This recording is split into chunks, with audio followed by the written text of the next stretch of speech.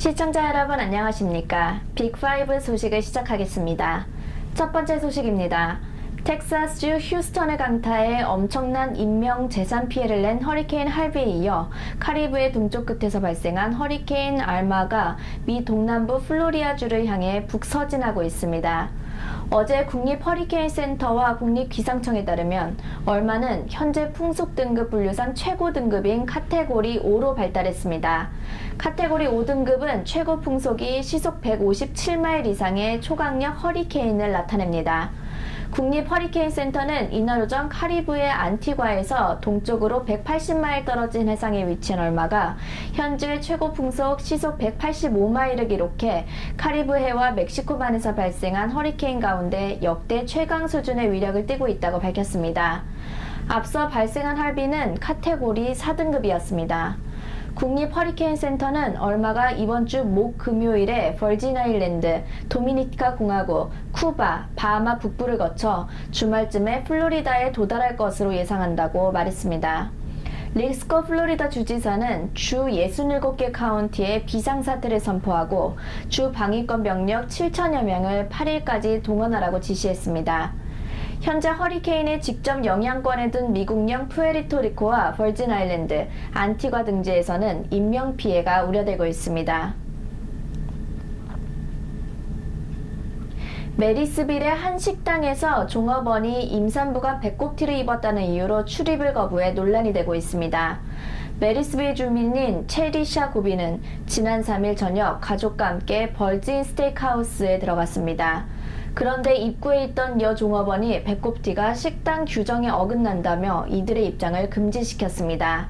고비는 자신이 당시 임신 7개월째로 불러온 배가 배꼽티 아래로 노출되었던 것은 사실이었지만 식당 측의 처사가 터무니없었다고 항변했습니다.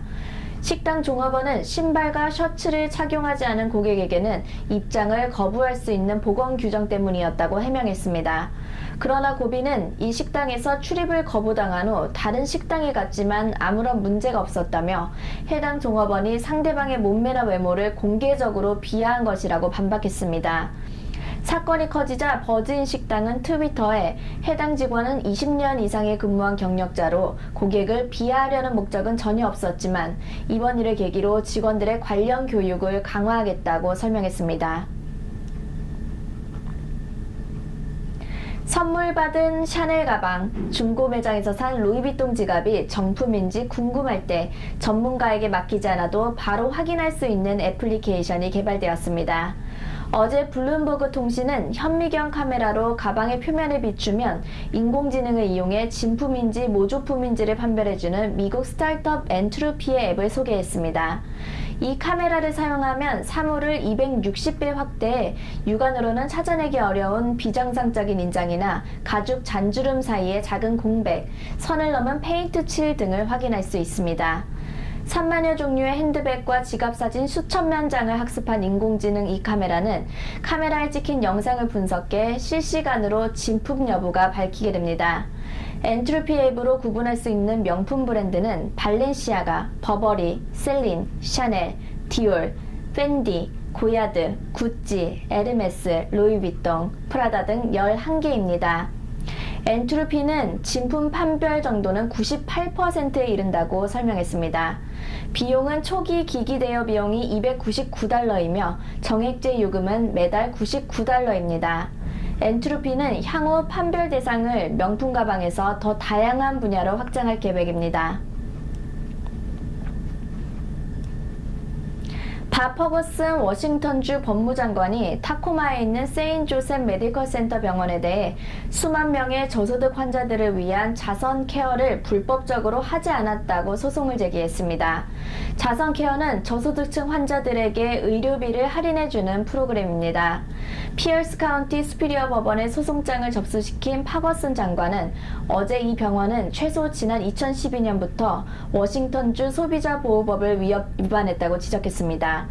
또 병원 최고 관리자들도 이 같은 문제를 알고 있었지만 이를 시정하지 않았다고 말했습니다. 워싱턴주 법으로는 모든 병원들은 환자들이 자선 케어 가능성에 대해 알고 있도록 하고 실제 혜택을 받을 수 있는지도 검사를 하도록 했습니다. 또 가능성을 조사할 경우 환자들의 요구하는 소득을 증명할 수 있는 서류를 제안토록 했습니다. 그러나 세인조셉 병원은 직원들에게 이 같은 자선 케어 프로그램에 대해 자발적으로 정보를 주지 않도록 했으며, 환자들이 이 같은 자선 케어 프로그램에 지원할 때도 병원 측은 환자들에게 워싱턴주 법으로는 한 가지 서류만을 제출토록 했으나 여러 장의 소득 증명을 해올 것을 요구했다고 퍼거슨 장관은 비난했습니다. 퍼거슨 장관은 이 병원이 앞으로 환자들에게 자선 케어 권리를 통제하도록 하고 영향을 받은 저소득층 환자들에게 배상하며 민사 벌금을 내도록 요구했습니다. 시애틀의 날씨가 거의 11주간이나 비가 오지 않고 무더운 날씨가 계속되고 있으나 드디어 이번 주에 비가 내릴 것으로 예보되었습니다. 시애틀의 기온은 지난 주말부터 최고 90도에 이르고, 특히 비공식적으로 여름이 끝나는 이번 주 월요일 노동절과 화요일에도 90도 무더위가 계속되었습니다. 이 같은 무더위는 이미 지난 9월 4일 87도와 5일 88도 최고 기록을 깬 신기록이었으며, 올해 들어 90도 이상 무더위가 된 시애틀의 9번째와 10번째 날로 기록되었습니다. 시애틀의 90도 이상 기록은 2년 전 연 12일 기록 전까지 최고 9일이었습니다.